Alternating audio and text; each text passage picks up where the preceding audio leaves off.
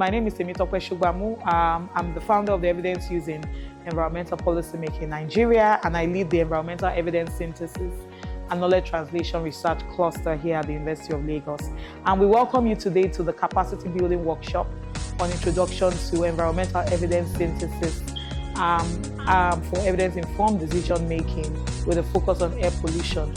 We've shortlisted middle to top career evidence users, evidence producers, and brokers in the environmental management space. And we're looking forward to highly interactive deliberations, but also learning that we would have from we four facilitators to support evidence-informed decision-making on environmental management in Lagos State.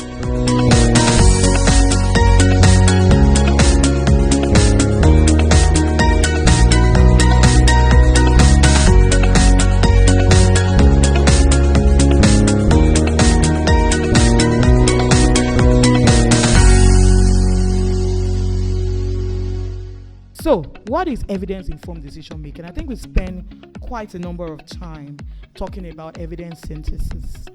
So, evidence-informed decision-making itself essentially means that you're using the best available scientific evidence, so research evidence, but you are using it in concert with contextual information factors. Developing a research question is a critical step in evidence synthesis process for air quality management. You don't just jump into research, otherwise you will be repeating what others have said. Nothing new you are adding to knowledge. It is recommended that before you carry out any research, you need to document the protocol.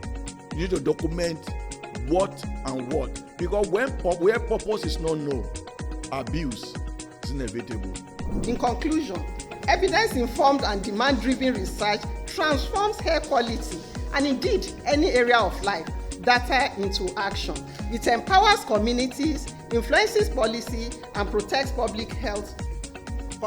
So researchers must bridge science, society, and solutions. The town and the gown must come together to find solutions to air quality challenges. Thank you very much for listening.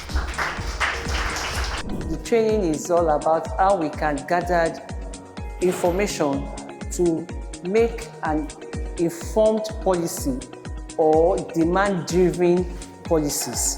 So it has enlightened our minds as regulator, and we can able to ensure that all our data are being synthesized, and we can now form it to give a summarized, a specific policy that will improve the environment and also give us a cleaner air.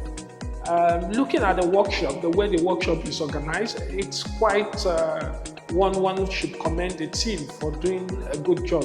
Then looking at the content of the workshop as well, Professor Okiki talked extensively on how we can research and how we can synthesize evidence. Anyone who has attended the workshop and has really paid critical attention to the teachers today would not return the same way he or she has come in here today. So it's a quite insightful session, and we'll look forward to such sessions to also deepen our knowledge about issues surrounding air pollution. This is especially a good workshop for me because I've learned a lot here in terms of where to get the evidence, how to pull all the evidence together, and how to put it in a format that will help policymakers to make decisions, especially on air pollution, which is the focus of the workshop.